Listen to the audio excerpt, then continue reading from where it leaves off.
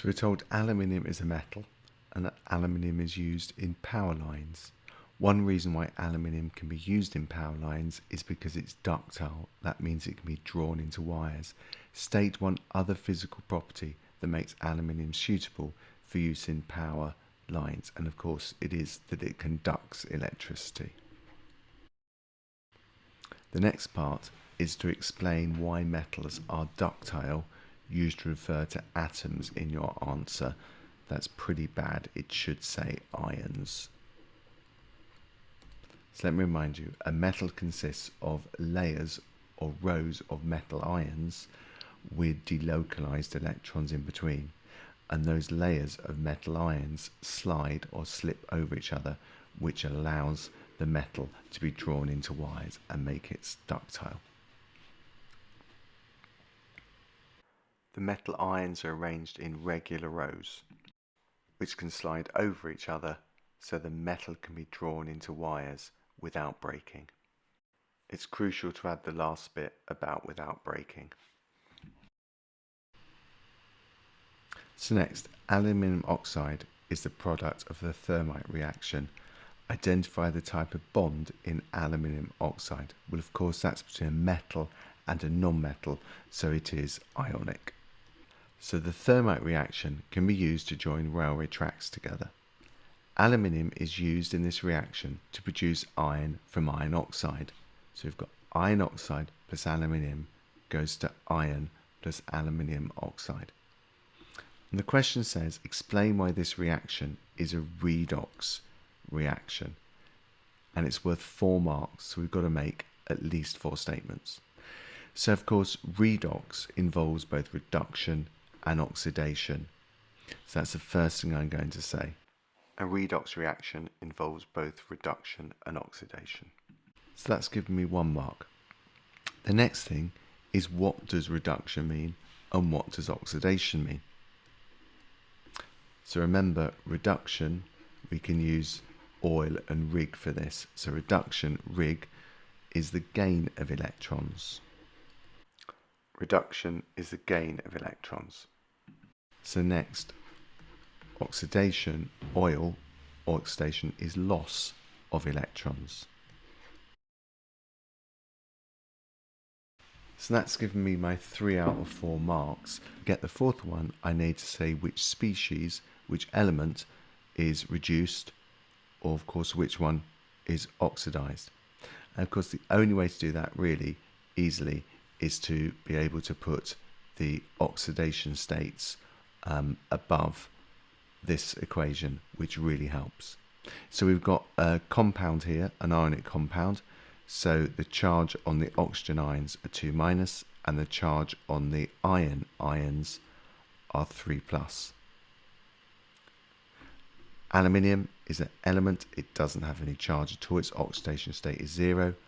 Iron is an element that doesn't have an oxidation state. And of course your aluminium oxide, the aluminium has a charge of 3+, and the oxygen ion has a charge of 2-. So you can see very clearly that iron loses its positive charge to become an atom.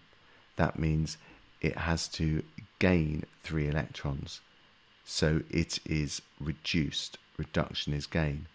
Whereas aluminium loses 3 electrons to become a positive ion. So that is oxidation. So you could say aluminium is oxidized as it loses 3 electrons to become a 3+ ion. Iron 3+ is reduced by gaining 3 electrons to become an atom. Figure 1 shows an outline of part of the periodic table. The shapes show the positions of 4 elements. Identify the shape that shows the position of a transition metal. Well, of course, transition metal is this section here, so it is the triangle.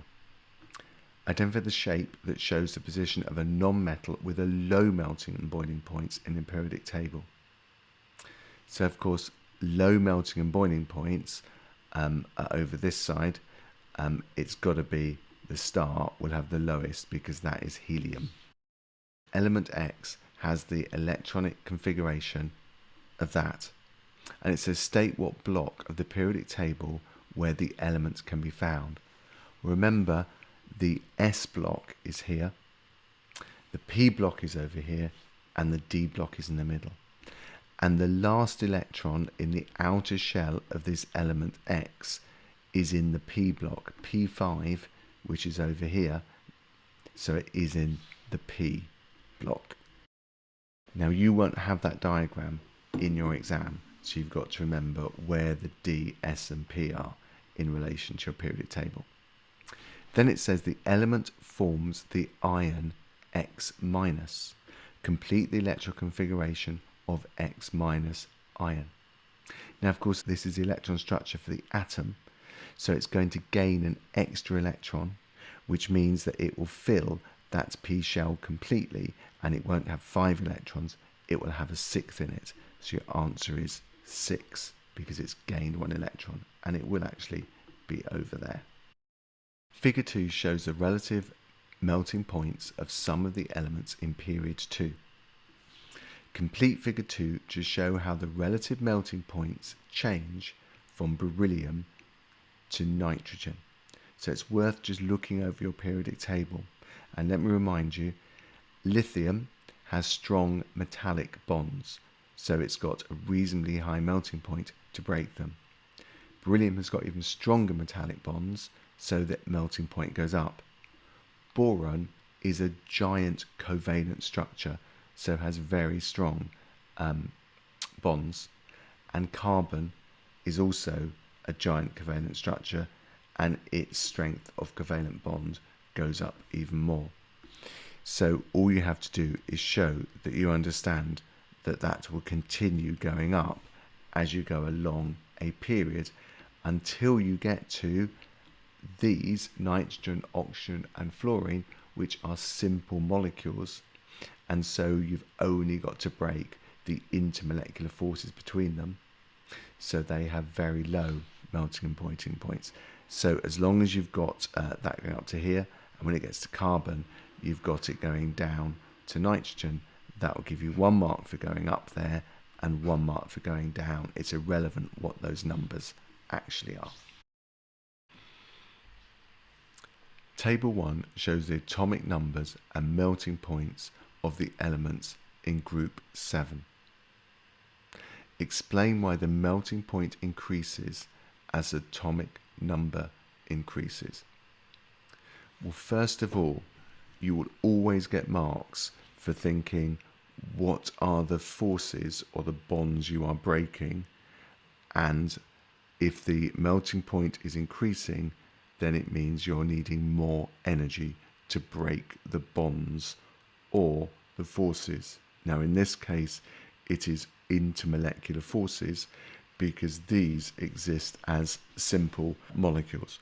So we know that between molecules, these are non-polar molecules because they're elements, but between these molecules you have temporary dipole to dipole intermolecular forces. And so if the melting point is going up, it means these intermolecular forces must be increasing, and that's going to give you your first 2 marks. Then we can explain why. So we'd first start off by saying all these molecules experience temporary dipole to dipole intermolecular forces, which get stronger going down the group. This means more energy is needed to overcome them, so the melting point increases. So that's given us our first 2 marks. So for our 3rd mark, we've got to explain why the temporary dipole to dipole intermolecular forces become stronger as you go down the period. And that's because there are more electrons in the atoms, so there's a greater electron density, which makes them stronger. As you go down the group, the number of electrons increases, so the temporary dipole are stronger.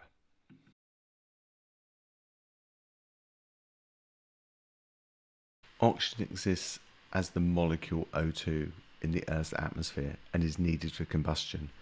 Draw the dot and cross diagram for an oxygen molecule O2.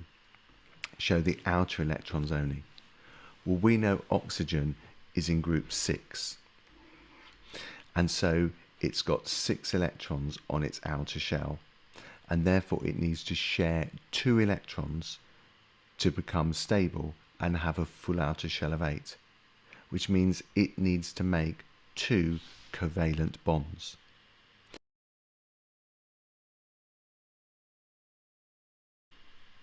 And we're going to have one covalent bond and another covalent bond. So those are your 2 covalent bonds. And of course, oxygen has 6 electrons. It's only sharing 2. So we need to put another 4 here. And of course, we need to put another 4 here, showing those are the dotted ones because they belong to this oxygen. You can also draw it like this, where you've got your 2 oxygens there, and here are the 2 covalent bonds like that, and you've got your lone pairs there, and you've got your lone pairs there. So either diagram will do. A student burns magnesium in air to produce 1.4 grams of magnesium oxide. The theoretical yield of magnesium oxide from your experiment is 2 grams. Calculate the percentage yield for this student's experiment. Well, of course, the percentage yield is always going to be less than 100% because you'll always get less product than theory predicts, which means you've got to always do the smaller number divided by the bigger number. And so your percentage yield is your actual yield divided by your theoretical yield times 100. And that gives you 70%.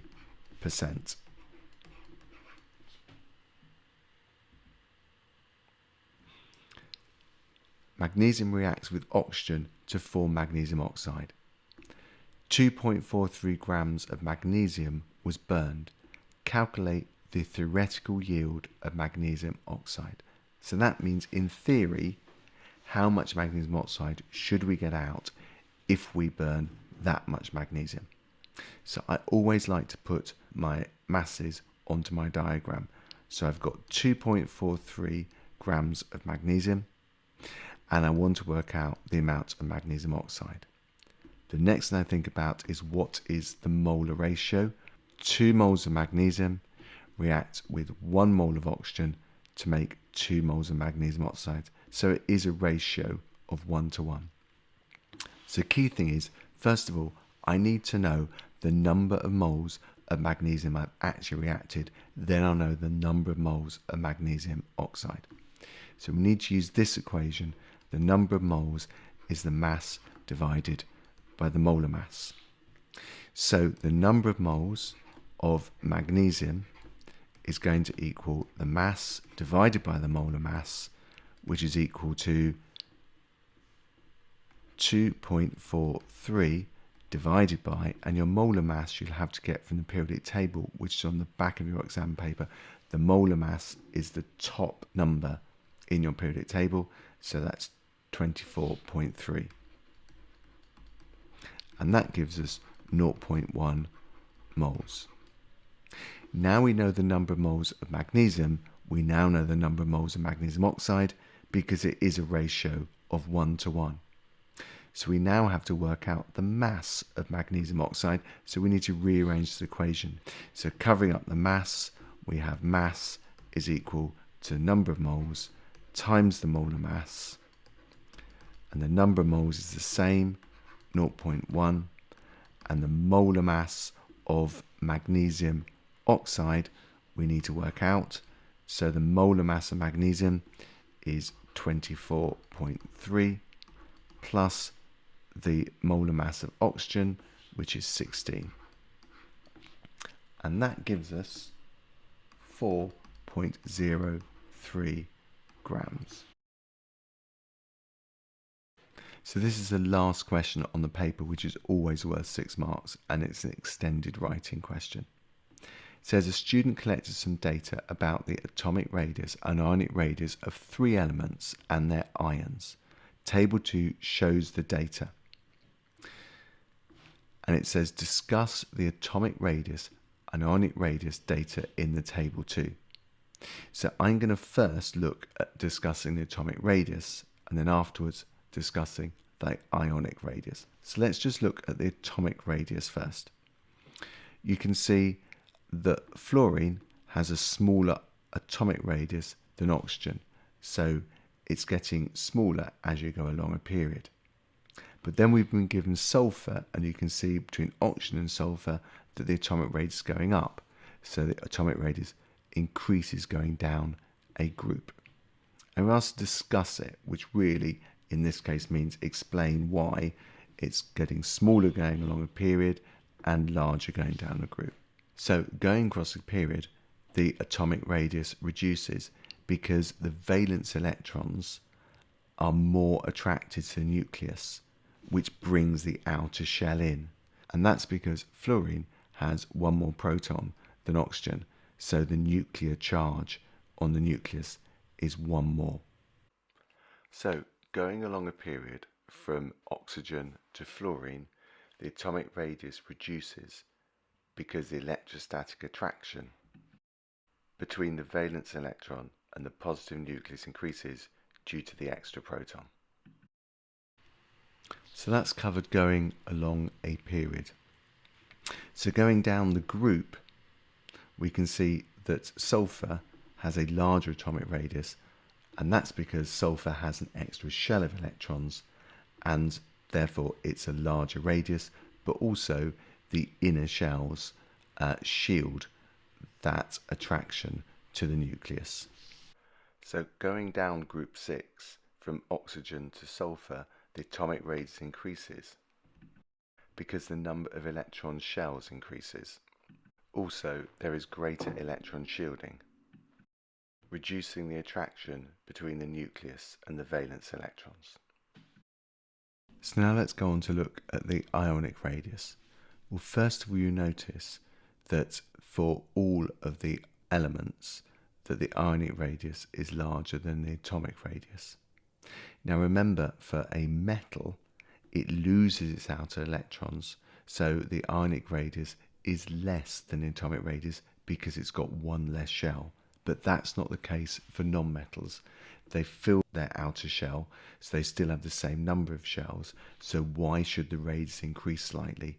Well, that's because when you put an electron into that outer shell, that electron repels the other electrons, and so the radius increases slightly. So this is what I would write. The ionic radius for each element is larger than the atomic radius. Although they still have the same number of shells, the ions have gained electrons, which have a repulsive effect on the other valence electrons, increasing the radius of the ion.